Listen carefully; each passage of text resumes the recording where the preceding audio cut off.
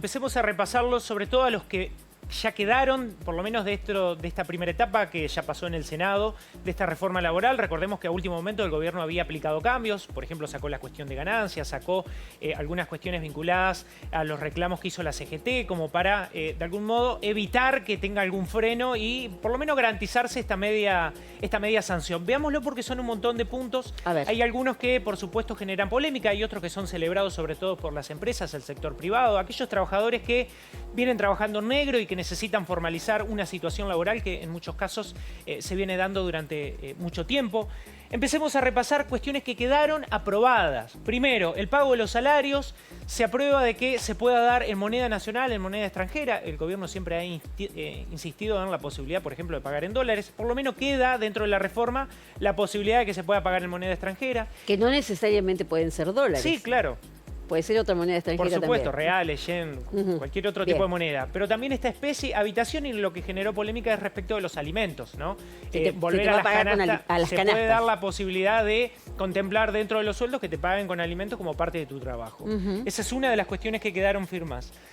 Por ejemplo, los salarios dinámicos. Esto también tiene que ver con un reclamo de adaptar los acuerdos que sean por empresas, por regiones, por sectores, con pagos por productividad.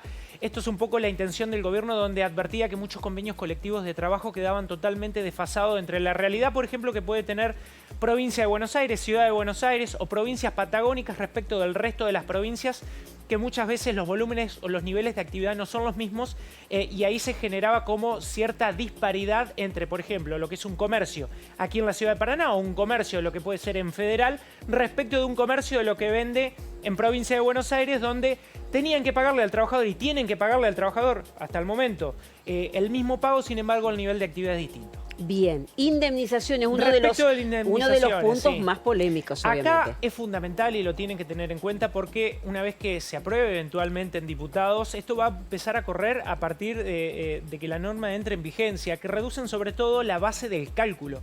Antes contemplaban, por ejemplo, el pago de horas extras o contemplaban el pago de los aguinaldos, de las vacaciones, digamos del volumen mayor para una vez que eventualmente te despidieran y te tienen que pagar una indemnización, por supuesto que engrosaba en la indemnización en beneficio del trabajador. ¿Y ahora se reduce esa base de cálculo, simplemente queda el salario mínimo, incluso promedio, por lo cual la indemnización eventual de una persona despedida va a ser menor respecto de la actual. O sea que las empresas van a tener una posibilidad mucho más fácil de alguna manera, de poder despedirte. Exacto.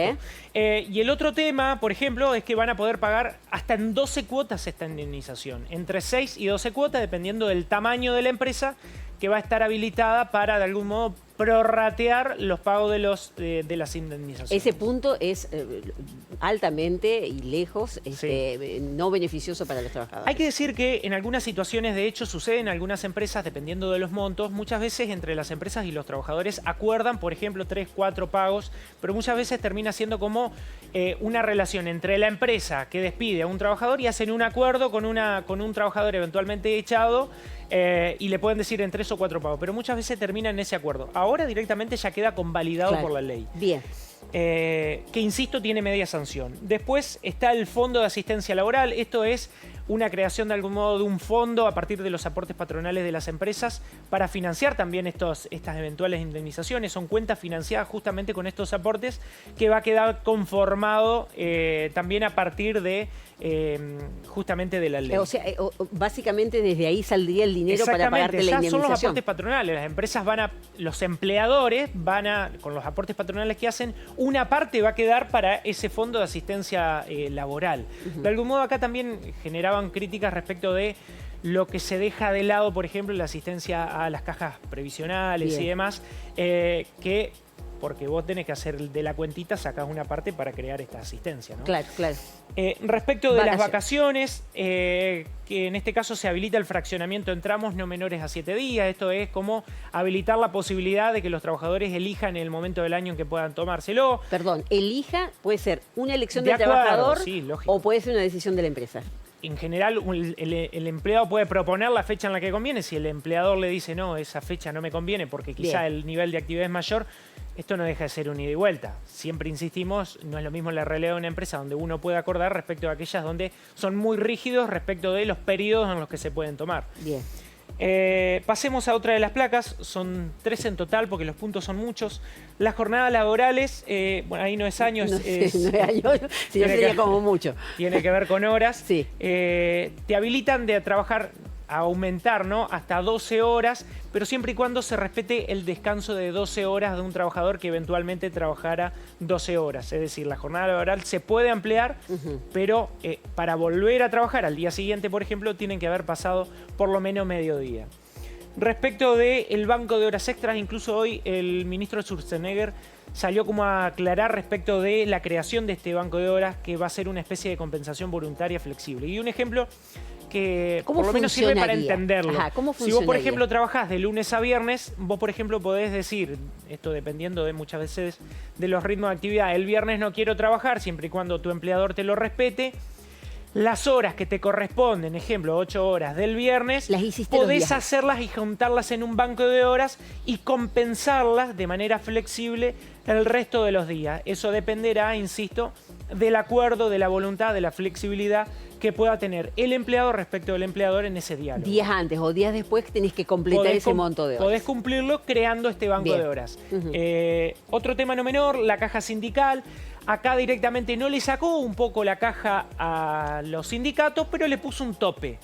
Le crea un tope de un 2% del salario que va a ser destinado a las cajas de los sindicatos y hasta 2 años, de algún modo que será obligatorio para el trabajador que un porcentaje del pago de su salario del bruto se lo den para financiar de algún modo la caja de los sindicatos. Bien.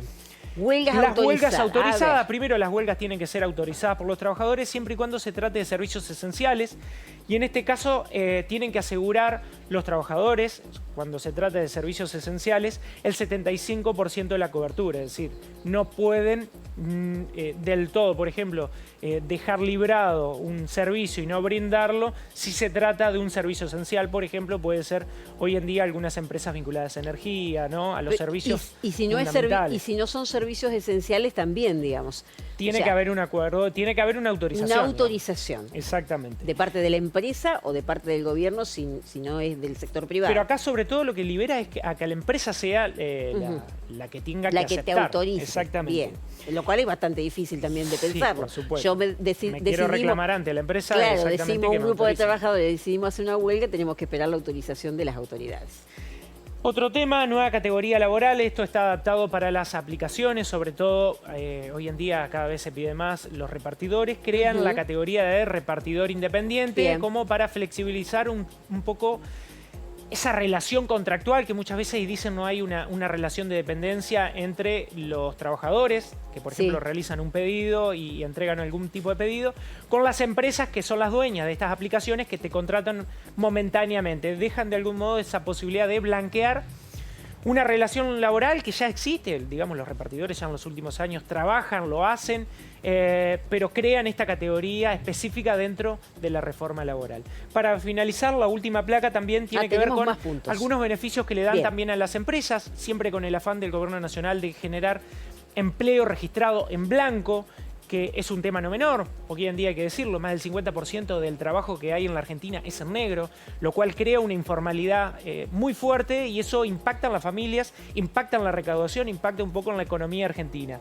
Se establece el blanqueo laboral con una condonación de hasta el 70% de las deudas para aquellas empresas, sobre todo las pymes, que hayan tenido durante los últimos años trabajadores que no hayan realizado los aportes correspondientes. Otro punto es que establecen menos contribuciones patronales para los nuevos empleos. El gobierno intenta, sobre todo, generar empleo nuevo. Y finalmente queda firmado el régimen de incentivo a las medianas inversiones. Recordemos que el gobierno nacional de Javier Milei al inicio de gestión había sacado el RIGI, que era para montos muy abultados de grandes inversiones en dólares y que dejaba por fuera de los beneficios impositivos a pequeñas y medianas empresas que quieren hacer algún tipo de inversión y que no tenían los beneficios impositivos. En este caso sí se crea el RIMI, que es el régimen de incentivo a las medianas inversiones. Seguiremos estando atentos a esto y sobre todo cuando sea la discusión en diputados, ¿no? Así es, porque insisto, esto tiene media sanción, tiene que continuar en diputados, eventualmente diputados puede haber algún tipo de cambio. Gracias, Nahuel. Por favor, seguimos. Hasta luego.